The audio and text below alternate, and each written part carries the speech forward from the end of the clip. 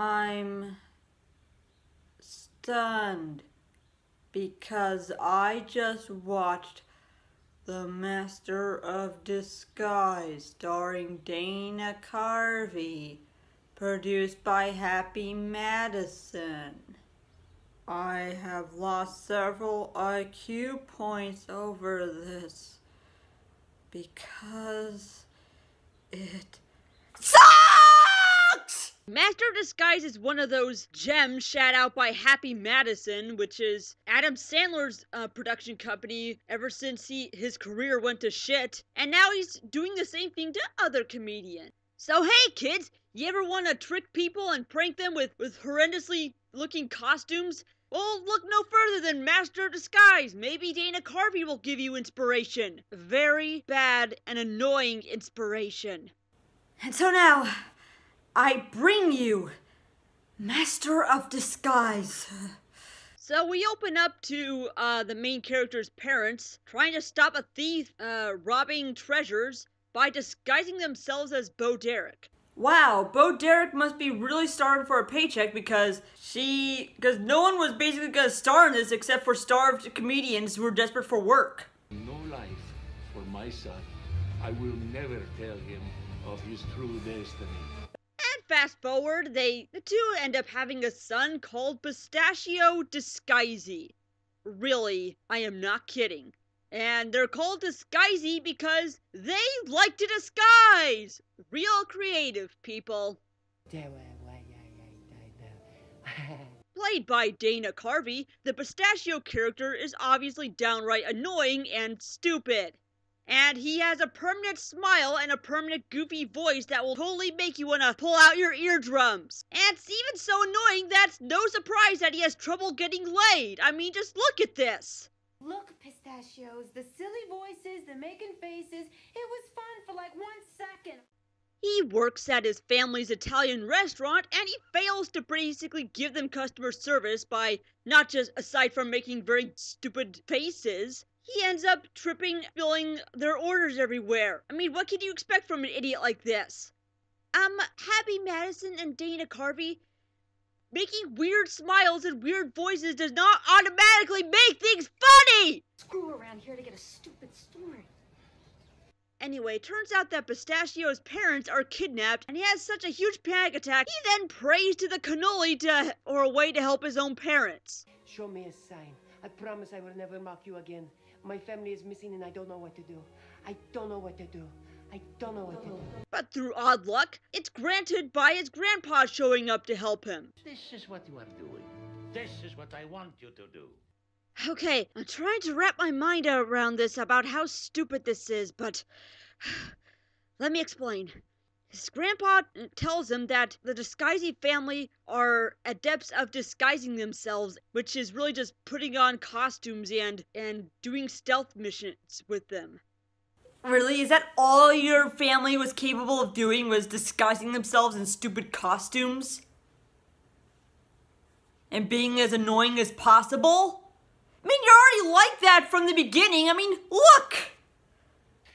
I'm a master of disguises. And since Pistachio has never done it before, it would seem logical to let the grandpa do it. But nope. By Disguisey family law, he is not allowed. If a father and mother are missing, only a son who has become a master of disguise can save them without any direct help from the grandfather. And what would happen if he does break the Disguisey family tradition? Would he be banished and then later stoned to death in public? It never explains because this movie's fucking stupid! And then we get a huge montage of him trying to put on costumes and disguise his voice. It gets racially insensitive very quickly. That's not who I am. The question is, who are you? I know who I am. I am Prince Lalejama from the Ringy-Dingy Heights near Bombay, Calcutta, and New Delhi, India. You look like a cheap mimic. Anyone can put on a disguise and change his voice. It later finds out that his parents are being held hostage to allow him to basically give him the more secrets to disguising themselves to actually steal more priceless artifacts. Become a master of disguise once again and help me obtain the world's rarest treasures. He's very forgettable, except he farts a lot, with very bad fart jokes. It fails to be funny and gets old very fast.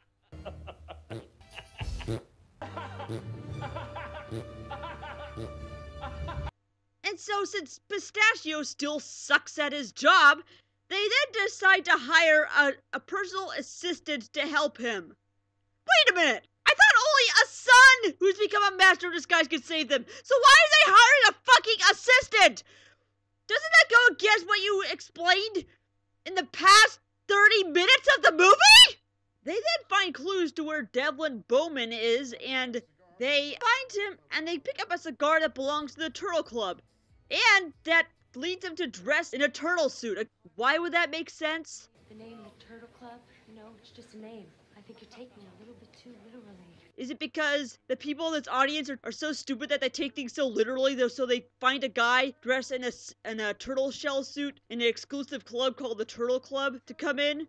Wait, do you really think that there's not one guy here who's looking at him thinking, yeah, he just broke out of an insane asylum by believing that this is a logical disguise right here? The turtle disguise? Am I not turtly enough for the Turtle Club? Is he okay? Anyway, the security guard finds out something seriously wrong with him and pities him to let him through, and a bunch of annoyance ensues.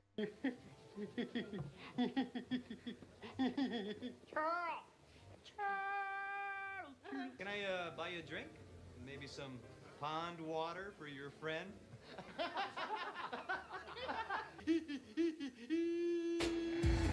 And so, then we get more stupid disguises of many different cameos, like Scarface, because, kids know Scarface and Al Pacino in that movie.